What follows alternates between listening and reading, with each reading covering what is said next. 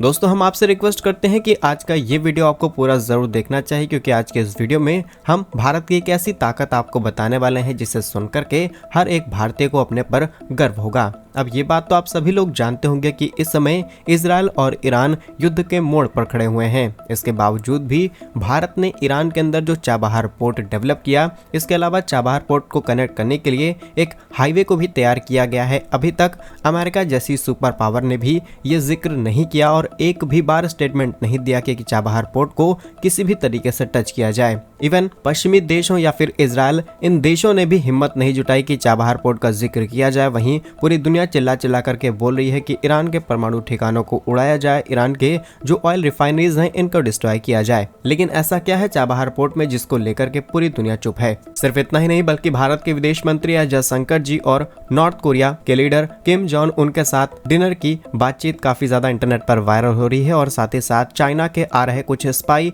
गुब्बारों को भारतीय राफेल ने पूरी तरीके से हवा में मार गिराया है। आज के इस वीडियो में कई अंतर्राष्ट्रीय खबरें आपको बताने वाले हैं, तो वीडियो पूरा जरूर देखिए। पसंद आया तो लाइक शेयर सब्सक्राइब जरूर कीजिएगा। सबसे पहले चाबहार पोर्ट की बात की जाए तो अमेरिका भी इस मुद्दे पर पूरी तरीके से चुप है। और अमेरिका की ये चुप भी आज से नहीं बल्कि उस समय से है जब भारत ने यहाँ पर चाबहार पोर्ट को बनाने का फैसला किया। अमेरिका ने भी भारत का यहाँ पर सपोर्ट किया और उस समय सपोर्ट किया जब ईरान जैसे देश के ऊपर काटसा तक लगा दिया गया।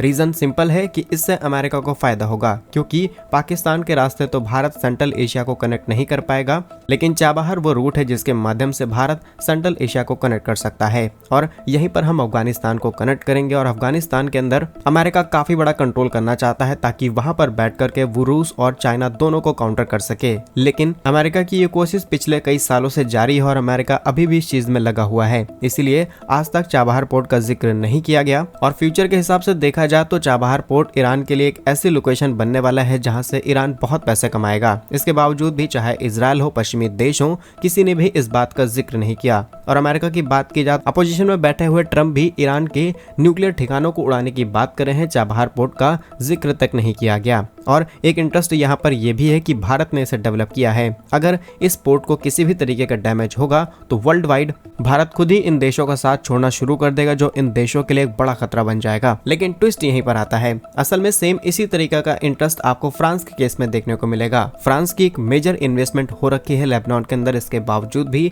इजराइल ने लेबनान के ठिकानों पर हमला किया और कई ऐसी प्रॉपर्टीज डैमेज की जा चुकी हैं जो कि फ्रांस ने डायरेक्ट इन्वेस्टमेंट करी है। लेकिन इजराइल की हिम्मत नहीं है कि वो चाबहार पोर्ट तक को डैमेज कर दे, क्योंकि इसमें भारत की इन्वेस्टमेंट है। यानी कि आपको दो ऐसे देश देखने को मिल जाएंगे जो दोनों ही इजराइल के अच्छे दोस्त है, लेकिन यहाँ पर इजराइल एक देश को ज्यादा प्रायोरिटी दे रहा है और इसीलिए टेम्परेरी सैंक्शंस भी लगाए जा रहे हैं फ्रांस की तरफ से इजराइल के ऊपर जो हथियार एक्सपोर्ट किए जाते हैं। तो आप इसी बात से अंदाजा लगा सकते हैं कि भारत आज कितना पावरफुल हो चुका है कि किसी भी बड़े देश के अंदर हिम्मत नहीं है कि जो हमारे मेजर प्रोजेक्ट्स हैं इंटरनेशनल लेवल पर, इन्हें कोई भी छेड़ दे। फिलहाल चाबहार पोर्ट भविष्य में भारत के लिए एक बहुत बड़ी जीत बनने वाला है, क्योंकि यहाँ से हम दुनिया भर से सस्ता तेल आसानी से ला सकते हैं और अपने देश में बनने वाली मैन्युफैक्चरिंग चीजों को आसानी से दुनिया भर में एक्सपोर्ट कर पाएंगे।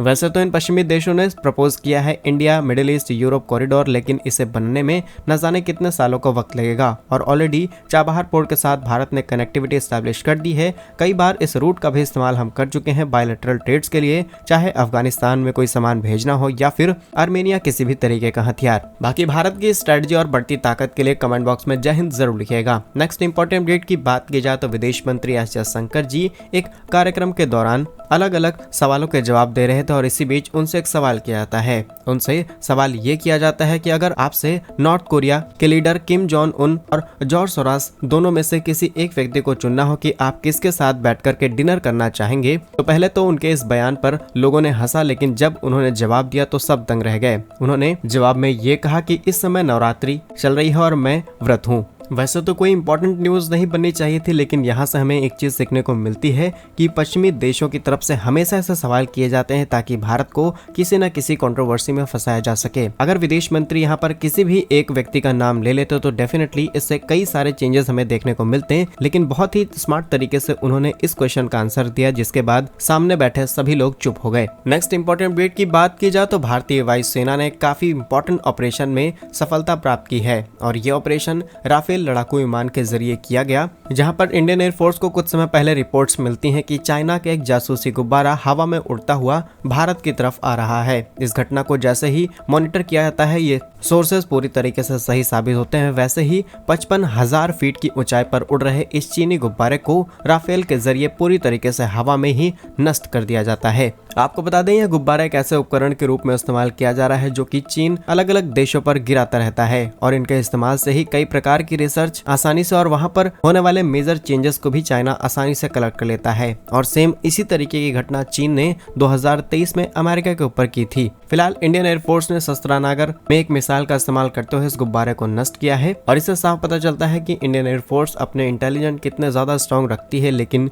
इस स्ट्रॉन्ग को और ज्यादा स्ट्रॉन्ग करने के लिए हमें और ज्यादा लड़ाकू विमानों की जरूरत है। नेक्स्ट इंपॉर्टेंट अपडेट की बात की जाए तो भारत आज 85 अलग अलग देशों को डिफेंस इक्विपमेंट एक्सपोर्ट करना शुरू कर चुका है। भारत का डिफेंस प्रोडक्शन करीब 21,000 करोड़ रुपए के आसपास पहुंच चुका है, लेकिन अब एक्सपोर्ट्स में नए और रिकॉर्ड्स बनने शुरू हो चुके हैं। रिसेंटली ऑर्डिनेंस फैक्ट्री की तरफ से एक रिपोर्ट सामने निकल के आई है जिसमें हम ब्रेक पैराशूट्स अलग अलग देशों को एक्सपोर्ट करना शुरू कर चुके हैं। भारत को मल्टीपल कंट्रीज ने इस तरीके के ब्रेक पैराशूट बनाने का कॉन्ट्रैक्ट सौंपा है और अब इसका प्रोडक्शन भारत के अंदर मास लेवल पर शुरू किया जा रहा है। अगर हम ब्रेक पैराशूट के डिटेल्स की बात करें तो एक तरीके के पैराशूट है जब किसी बड़े एयरक्राफ्ट कैरियर पर कोई फाइटर जेट लैंड करता है तो उसकी लैंडिंग स्पीड को कम करने के लिए ऐसा पैराशूट्स का इस्तेमाल किया जाता है, क्योंकि अगर उसकी स्पीड को कम नहीं किया गया तो वो पानी में गिर जाएगा। और दुनिया की कुछ गिनी चुनी कंपनियां हैं जो इस तरीके के काम को करती हैं।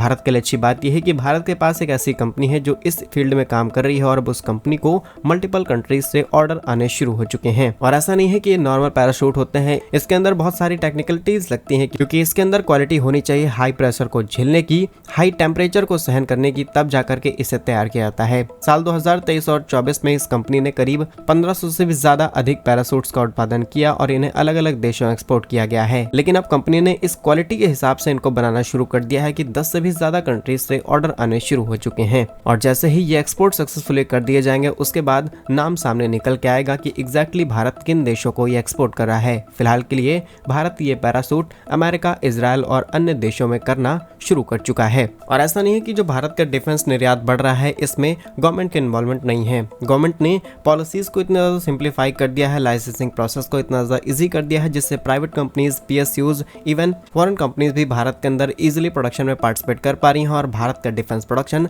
बढ़ता चला जा रहा है। 2023 से लेकर के 2024 के बीच में $2.5 बिलियन का डिफेंस प्रोडक्शन हमने किया है, लेकिन ये आंकड़ा अभी भी काफी ज्यादा कम है। ओवरऑल एक्सपोर्ट की बात की जाए तो Pinaka multi barrel rocket launcher, radar, simulators, mine protected vehicles, armed vehicles, thermal imaginary, body arms, ammunitions और तमाम तरीके की चीजें भारत की तरफ से एक्सपोर्ट की जाती हैं। फिलहाल क्या कुछ कहना है आपका इस वीडियो पर, हमें कमेंट्स में जरूर बताइए। ऐसे ही और वीडियोस पाने के लिए वीडियो को लाइक, चैनल को सब्सक्राइब जरूर कीजिए। अगर आप ऐसे ही और इंटरेस्टिंग वीडियोस देखना चाहते हैं तो हमारे दूसरे चैनल लाइव इंडिया हिंदी को सब्सक्राइब कर सकते हैं, लिंक आपको डिस्क्रिप्शन में मिल जाएगा। वंदे मातरम, भारत माता की जय।